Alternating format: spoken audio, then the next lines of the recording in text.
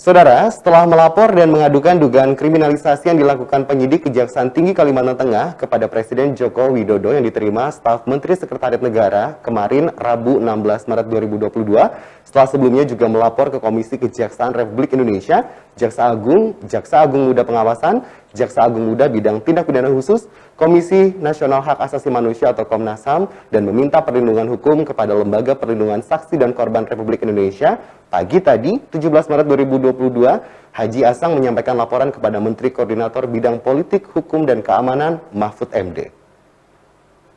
Ketika menyampaikan laporannya kepada Menko Polhukam Mahfud MD yang diterima staf Kementerian Haji Asang Triasa juga diliput media nasional seperti Dayak TV, CNN Online, Trans TV, Suara.com, dan media cetak nasional lainnya. Dikabarkan sebelumnya perlawanan Haji Asang Triasa saat penetapan dirinya sebagai tersangka oleh penyidik Kejaksaan Tinggi Kalimantan Tengah pada 14 Februari lalu berbuntut panjang. Haji Asang membandingkan peristiwa yang dialaminya lebih parah dibandingkan dengan kasus Nur Hayati di Tangerang, Jawa Barat yang viral karena sebagai pelapor korupsi justru ditetapkan sebagai tersangka dan akhirnya penuntutannya dihentikan kejaksaan. Mengutip keterangan Jaksa Agung Muda Tindak Pidana Korupsi terkait kasus Nur Hayati yang prinsipnya menyatakan seharusnya pengadu kasus korupsi tidak bisa ditetapkan sebagai tersangka, Haji Asang Triasa adalah orang yang diperintahkan untuk bekerja sesuai SPK yang sah dari 11 kepala desa di Kecamatan Katingan Hulu, Kabupaten Katingan, Kalimantan Tengah. Berdasarkan putusan Pengadilan Negeri Kasongan yang dikuatkan Pengadilan Tinggi Palangkaraya, telah melaksanakan pekerjaan dengan itikat baik dan seharusnya diberi upah akan tetapi justru tidak dibayar upahnya sesuai perjanjian.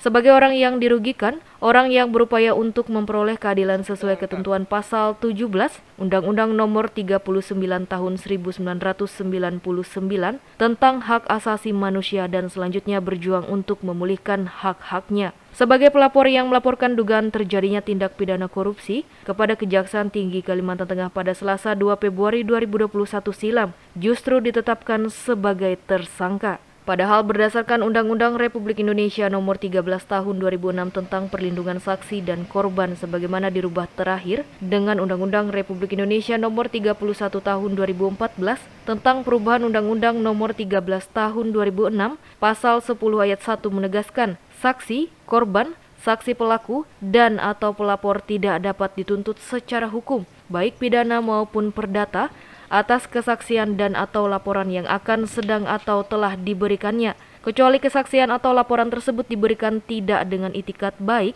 dan pasal 10 ayat 2 berbunyi, dalam hal terdapat tuntutan hukum terhadap saksi, korban, saksi pelaku, dan atau pelapor atas kesaksian dan atau laporan yang akan sedang atau telah diberikan, tuntutan hukum tersebut wajib ditunda hingga kasus yang ia laporkan atau ia berikan kesaksian telah diputus oleh pengadilan dan memperoleh kekuatan hukum tetap.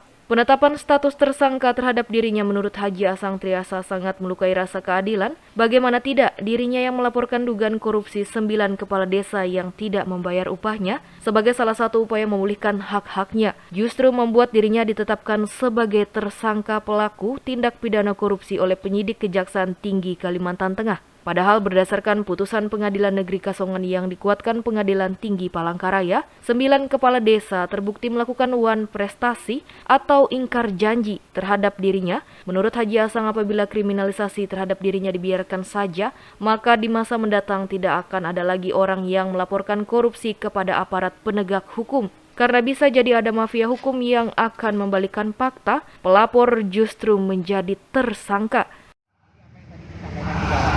Ya, tadi niatnya kita ke kantor Menkumham agar harapan kita bisa ketemu Pak Menteri. Tapi kebetulan beliau sedang berada di luar kota sekarang. Jadi tadi kita hanya mengantarkan surat laporan kepada beliau. Mudah-mudahan harapan kita bisa ditindaklanjuti dengan persuratan. Ya. Jadi agar kasus ini bisa sampai ke tangan beliau. Itu harapan kita. Dan setelah ini juga kita akan ke Komisi 3 DPR RI juga ya untuk mengantar surat itu, mengantar laporan ya. Dan juga kita berharap Komisi 3 juga bisa menindaklanjuti apa yang menjadi laporan kita selama ini.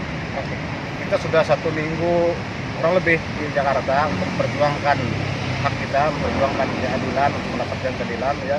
Kita dalam hal ini sudah melaporkan juga kepada Jaksa Agung dan Pitsus Komisi Kejaksaan, juga Denwas, Jaksa Pengawas Pengawasan, kemudian ke Komnas HAM juga sudah kita laporkan, bahkan ke lembaga LPSK juga sudah kita laporkan juga, ke Presiden juga sudah kita antar juga sudah ke sana dan melaporkan semua itu. Ya.